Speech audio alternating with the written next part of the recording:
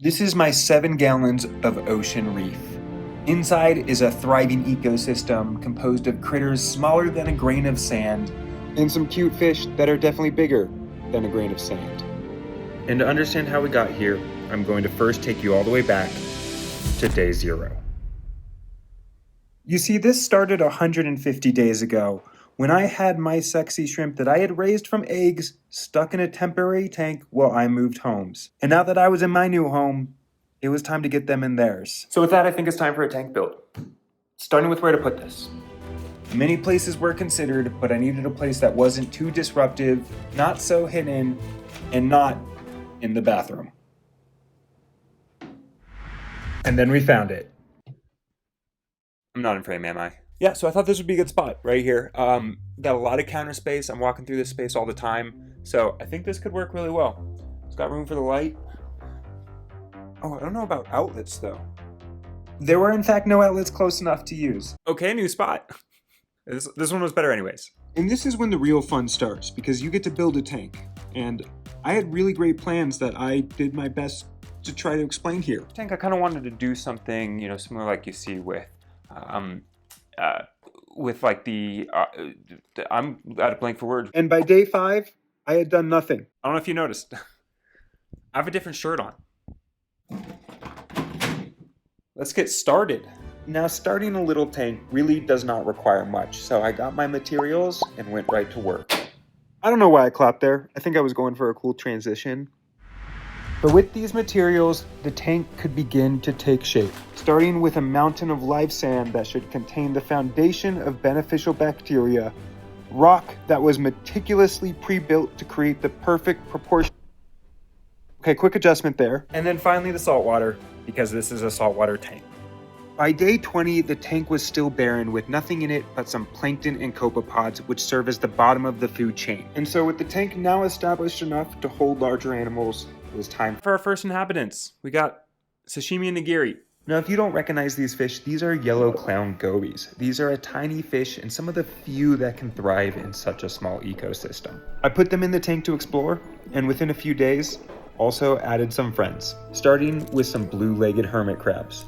While small, these omnivores will help eat the algae that forms on the rock as time goes on.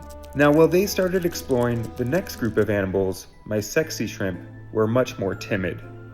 I added a piece of coral to help them feel more at home, and eventually turned off the lights to let everybody explore in peace. By the next day, everybody looked to have found their spots in the tank, but the tank still looked sterile and not like the ocean lagoon I was trying to emulate. So it was time to do some research. About 4 months ago, I made a video about the K tank over my shoulder. Now things really got started when I saw this picture of a tank with macroalgae, and I decided I wanted to make something similar. Something green and beautiful and vibrant and I actually have no idea where these reefs are found in real life, but I know they're somewhere. So I got to work trying to build it. Hey guys, I don't know if you're ready for this, but I am ready to present to you today the mini Mesoamerican the mini Mesoamerican Gulf Caribbean Mangroves ecoregion. Without mangroves yet. Basically these are all macroalgae that I think are from the Caribbean, maybe, perhaps. I don't really know, but they're cool. And they're cool because not only do these macroalgae plants look beautiful, but they'll also help to sequester nitrogen and phosphates, which often plague small aquariums like this one. By day 35, we were now ready to make this an actual mangrove ecoregion by adding some mangroves. Normally they stay up. These mangroves could one day become large trees that will provide shelter for some of the life in the ocean. But for right now, yeah, they look like sticks. They look like little sticks. But together with the algae and the mangroves, we had the start of an ecosystem. However, while I moved things around inside the tank, I noticed it was getting dirtier. My tank was overrun with a red slimy bacteria known as cyano. So in an effort to try to deal with it, I added this guy. This is a tuxedo urchin. And while they're known to be voracious algae eaters, some reports say that they will also munch on cyano. So I added him to the tank hoping for the best and promptly left the state for holiday, not knowing what I was going to return to. When I returned on day 60, I returned to a tank that looked something like this. The cyanobacteria was gone, but so was my macroalgae. It turns out the sea urchin ate it all. To make this yet again empty tank a little less empty, I added some unique corals like this green star polyp. And while it doesn't look like much right now, it will eventually take over the entire rock. I also added in some mushroom corals and a Duncan coral to even everything out.